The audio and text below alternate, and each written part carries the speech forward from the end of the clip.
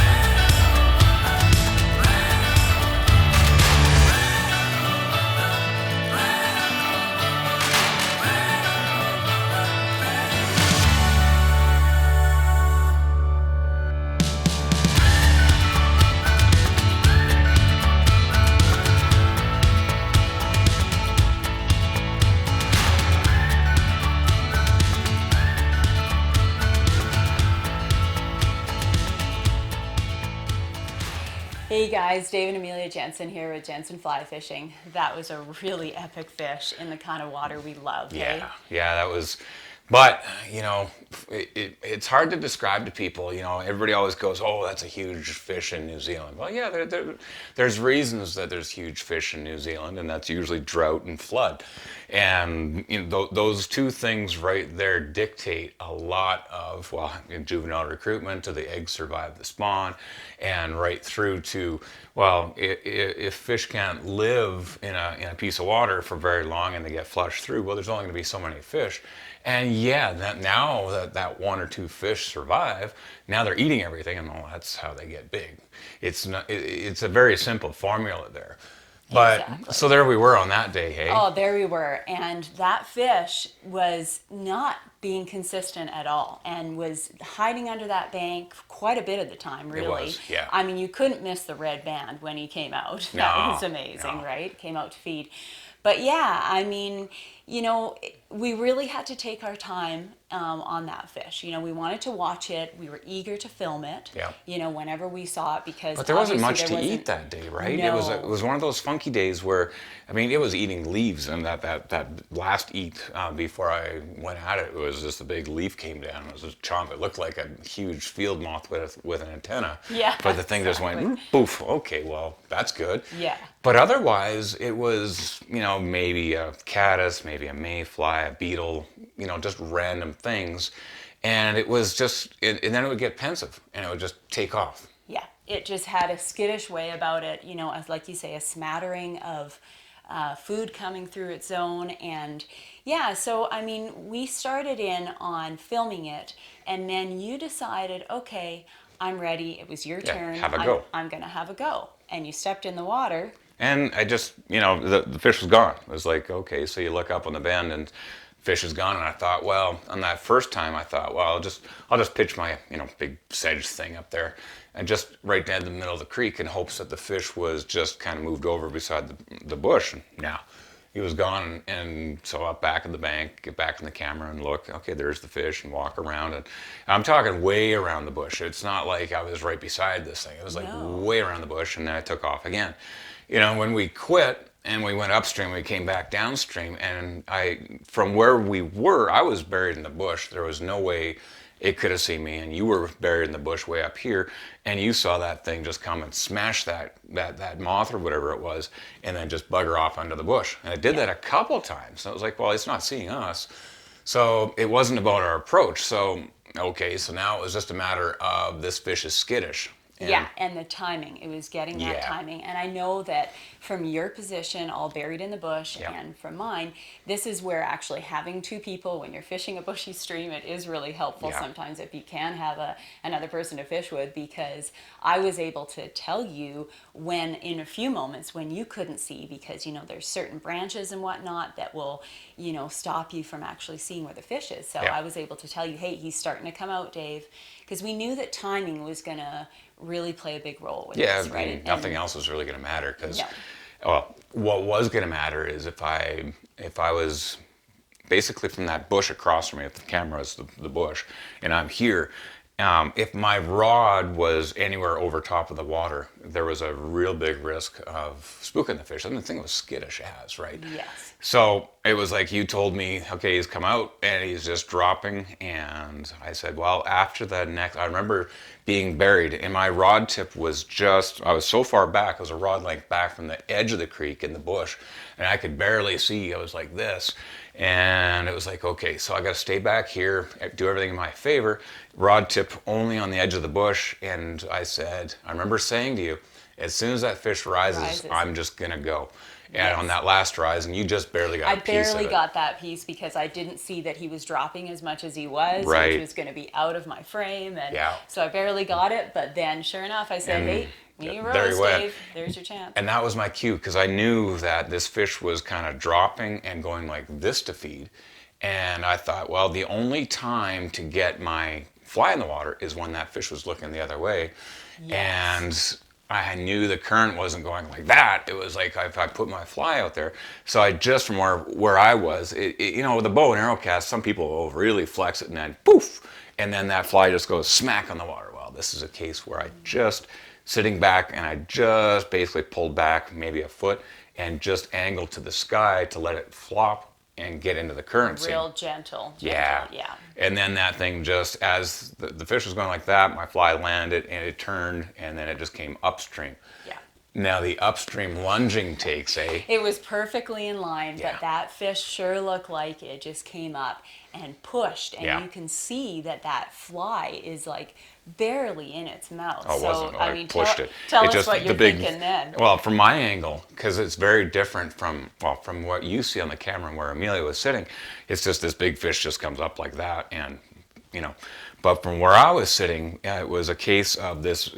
Basically, from if the camera was me, this fish comes up, but the fly is like that, and this fish pushes, and I could actually see the fly disappear on the other side because it pushed. And I had chosen a bigger kind of a stimulator with a wide gap hook. Yeah. And what happened, is you can actually see it really well on the camera, was it pushes and that fly wraps around, and it was the surface tension of the tippet holding that fly in place on the other side of its mouth for a nanosecond. And from where I was sitting, it was like, well, my fly has disappeared. I have to wait for that mouth to close and the head to go down and now set. Yes. And as it was, it barely set. Yeah, so you kind of got a bit lucky there, because at that point it was maybe slightly downstream of you. Would that be accurate to say? At that point, you almost could have pulled it out. And it was a case where I couldn't set the rod this way because I would have broken the rod and bush there, and I couldn't set the rod that way. So it was a case of just kind of like straight back almost, and just make sure. And then it was a case of just offset fighting. And what I mean by that is when you're fighting these things on these little creeks, they're going to go everywhere. They're just going to go everywhere. And as you're fighting these fish, it's so funny because in Fly Fishing 101, rod tip up, rod tip up. Well, if my rod tip was up, I would have lost that fish like right now. And my philosophy is just offset what the fish is doing. So if that means that fish is going that way, well, you have a choice of pointing your rod right at the fish, which you don't want to do because basically now you're just testing the flex of your tippet and leader. Good luck. Yeah, exactly. Or crank and your rod tip and your rod is going that way. Now, why would you want to do that? Well, you want to, on these creeks, you just want that line and that leader to go in low at the same angle as the fish. Because if your angle is up here going there, well, now your line has to go underneath all those boughs of the willows and the trees. You don't want that, because if you're going to hook up on anything during a fight, that's when it's going to be. So you gotta go, wait a second, that fish is going under, okay, and your rod goes like this. Now it's flexing that way, and it's a straight line with the shock absorbing of the rod tip. Yes. So that's the big thing. And you're offsetting that fish. Whenever the fish wants to go one way, you go the opposite way, because you're basically, you are trying to at least get some energy out of that fish, not exhaust Well, it. You're trying to get some energy out of it. But that's why the 2X or the 3X and a hot rainbow is going to do what it wants to do, right? Yeah, it is.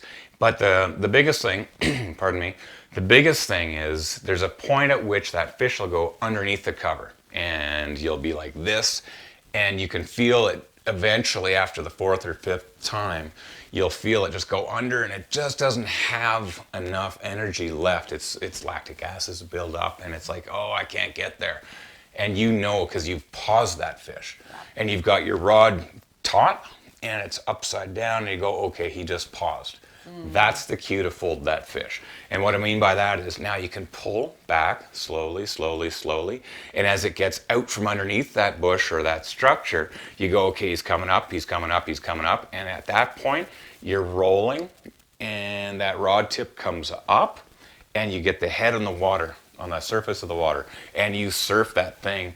And there's a moment in time where you have about 3 or 4 feet where that fish comes up and out, and it's just on the surface of the water, and it's just there that you're pausing, and you have to lunge and get that head in the net. Dig. Yeah. Because if you don't, well, the fish is just turning like this, it's folding over, and it'll pause. It's stunned for 2 seconds.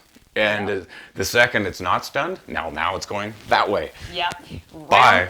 Round two, round or 2 or 3 or 4, rodeo. yeah. So that's what you want to avoid, and that's what I mean by folding the fish. You can feel that energy offsetting you, because it wants to offset you too. It's not, it's not going, hey, well, let's have a cuddle fest. No, it's absolutely, get me out of here. No, exactly. Yeah. So as soon as you feel it pause, you can now pull.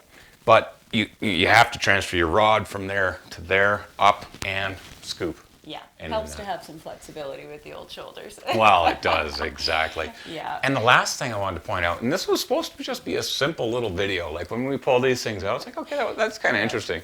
But as you start to dive into looking at this scene, the other thing is that I grew up as kind of a poor kid in the 70s, and I was given just whatever fly fishing stuff as a kid and told, well, there's the creek down the way, just go fishing. And my reels sucked bad, like just pieces of crap. Zero and, drag. Yeah, zero drag. So I had to learn how to fly fish without drag and a lot of this stuff. And eventually what I found was that on these streams, it's my reel isn't there to, I don't rely on its drag. What I do is I just pull line out of the reel, I just kind of like that, just a firm, and it doesn't keep spinning, it just goes zip, okay, good. And then I'll loosen it off one notch. And the reason for that is because I can, in my head, I trust the reel to do what it reliably and consistently does.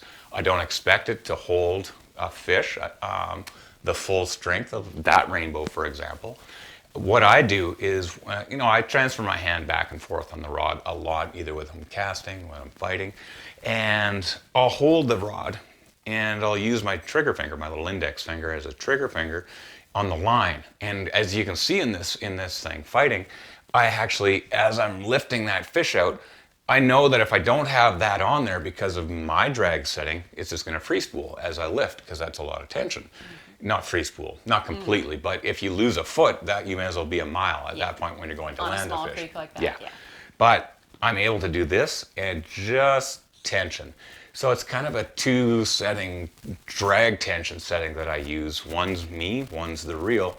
I rely on, a good reel to me does what it needs to do consistently without binding Smooth. or, Yeah. And that drag setting has to be smooth. I rely on it so that I can do what I can do. And I don't blame the reel ever unless it doesn't do what it's supposed to do. Yeah, absolutely. Yeah. But it did, and you got that fish, and what a gorgeous fish. I mean, on a day where not much was happening for us, we only had that small beat to work because there was a couple anglers down on the 2 beats below us. Yep. And so, yeah, that was just a stunning fish. I loved every moment of it on the camera for sure, and the hunt for it, and just our timing coming back for it. So, yeah, thanks a lot for watching, guys. We do love all your comments, so please send us a comment and do subscribe to our YouTube channel. Thanks for watching. See you next week.